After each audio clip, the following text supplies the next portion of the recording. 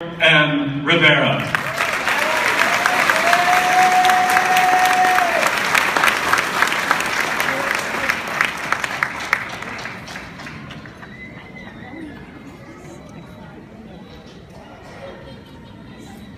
Good afternoon. Good afternoon. Good afternoon. Good afternoon, graduates, distinguished guests, faculty, friends, and most importantly, graduates. It is my distinct pleasure and privilege to stand before you and speak to you at this commencement for the graduates of 2015 at TCI. And I want you to give yourself a big applause.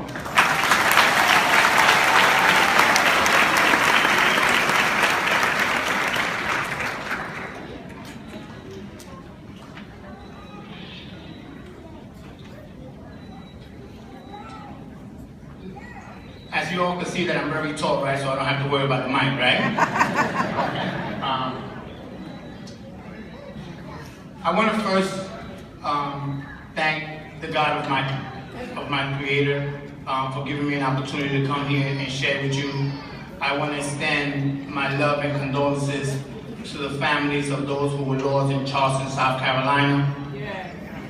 And I'd like to take a moment of silence for them.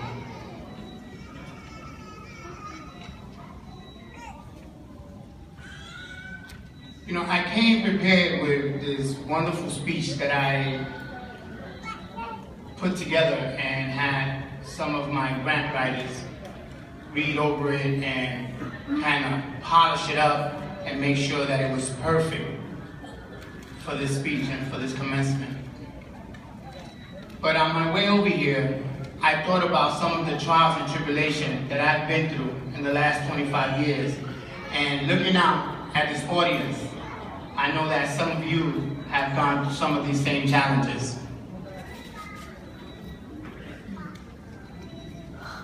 And I want you to remember one thing. You've achieved an associate's degree that is just the beginning of what is in store for you. The president of your school says something that is really, really important that I want you to remember and I want you to carry with you from this day forward.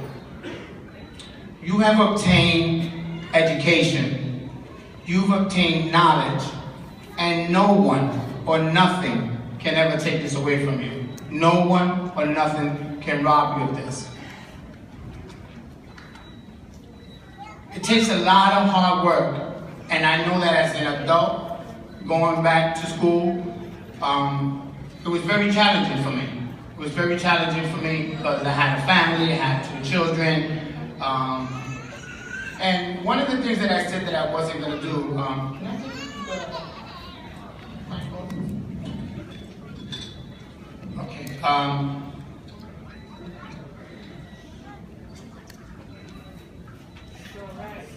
In the book, when I read some of the things that were written down about who I am, or what some of the accomplishments that I've done in the last 25 years. I just want to make a small correction, only because I worked very hard and I like clarity. In this book it says that I have a BPS, which is a Bachelor's of Professional Study. But 2 weeks ago, in this same room, walking down that same aisle, I walked in this auditorium to obtain my Master's in Public Administration and Public Policy.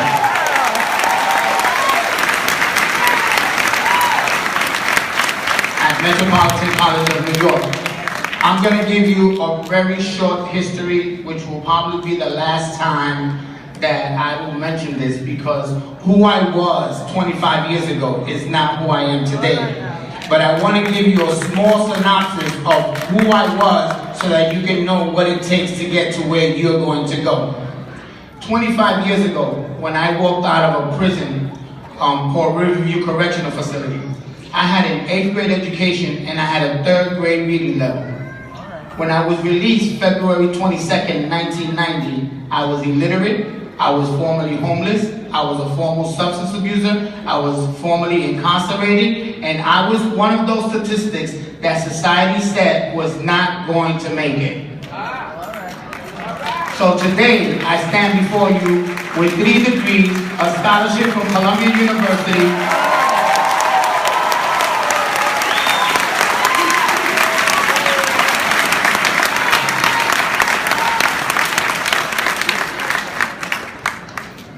and just like a lot of you guys, right, people of color are sometimes marginalized. But you guys have taken your life and you've made a contribution to yourself.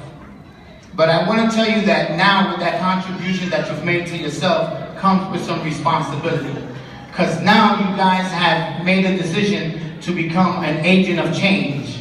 And an agent of change means that you're going to take that degree and you're not going to sit with this. I challenge each and every one of you graduates that by the time next week comes around, you have already, if you haven't already, enrolled in your bachelor's degree, and to not stop until you obtain a master's degree.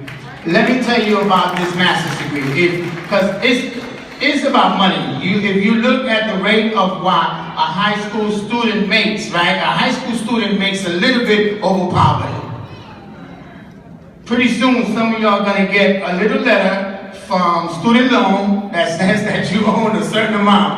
And I tell you that 6 months after I graduated, that letter was in the mail, without a doubt. So make sure that, you know, when you take this degree, that you make it worthwhile, that you don't stop. You have family, you have kids that are looking at you, who are looking as an example to know just how far they can come. It's funny because, you know, during my undergrad, my daughter and I, we used to do homework together. My daughter's in the military, she's been in the military, she's been serving for about 15, 16 years. And it was a privilege because, like, once I got to school, my daughter started, like, looking at me. Let me give you a good example. The other day, my daughter calls me and she tells me, "Dad, do you know that when I look for a husband, that the role model that I look at is you?" Do you know the privilege to have, you know, one of the things that you love the most, which is your child, to look up to you and have, you know, have those kind of sentiments? But let me read to you a little bit of this speech that I prepared. And I want you to know that as agents of change, because you guys have made a choice to go forward in your respective professions, whether in human service, technology, or whatever field you've chosen, it doesn't really matter. You've been given a challenge to go out and make a change in this world. We live in a crazy world, as it is. But you have to take that responsibility to make sure that you're going to make a dent, and that you have to recognize what your role is for what your Creator has given you today. The closer we become to who we really are, it's not meant to be easy. It is a natural urge for you to share your experience and your knowledge with others, so they too can become who they really are meant to be. I made a choice to make my work something that means something to me. By helping others, sorry, I'm a little bit over 50, so I gotta wear my glasses.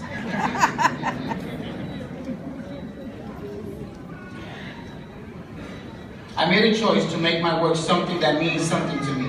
By helping others, I came to understand that the power of love can heal the mind, the body, and soul. I use knowledge to heal myself and to heal others. Understand how we can help them as well. Love is the most powerful fuel you can inject into any endeavor or enterprise that has its goals to serve the world. I live in a world where I live to hope that God is true and that I am loved. Although I have come through some of life's and death situations, I don't believe anymore that it takes great power to hold evil in check. It is the small things that we do every day to ordinary people that keeps the darkness at bay. Those simple acts of kindness and love that I have received are what makes me grateful of being born again and having life. These thoughts and feelings, I believe, are morals and values given to me through courage and practice. They make me less afraid to be in this world. I am produced by faith. My life is enough, and God is the director, and I am writing in His partner, and each deed I do in His name. It's crucial to my life when I use faith to pass through the stages of giving. Although at times it may be difficult and tedious and painful, each leads to success. We are always in some stage of giving or receiving. Giving begins when you have the first vision of what you want to share, when you find out the big idea of your life is supposed to be and what you understand that point of giving, and you see each step supposed to be what it's supposed to be about. For me, it was important when I had clarity about what I was supposed to do and believed that I was called to do this in this life. Knowing gave me clarity, and I gave the rest shape. It is important in life to know what your motivation is, because with each moment that arrives, you know what your purpose is. My purpose is designed by providing a safe place for people to live and for them to find a home. It's a moment where you have to know that you have hope, individual belief, that they are good, that they don't have to take, that it doesn't take away anything from the inspiration that will make you better, one thing, one time to achieve at a time, and is hope to restore. At that moment, I define success as the peace that gave me one person's hope that tomorrow will be better. I stop and try to move forward, not only worrying about the external forces that dictate what they do as a person, but also by walking in faith and not worrying about despair. I am the best that I can be at that moment. The pursuit of those perfect moments, transforming moments that loving and other provides, is being with God when He speaks to me and I am obedient. When I embrace who I am, only good happens for me, and giving is easier, whether it is through raising money, the giving of my personal time, or in any good deed that I may do, and building housing for those in need, or by working very hard to make sure that no one goes hungry. I had told your president that this school has already began to pay dividends by the time and the effort that your professors and your teachers are giving to the students. There are several students there's actually one student that I'm going to shout out, and I hope that the person does not mind. Some of you students are actually doing your internship at my organization, and there's a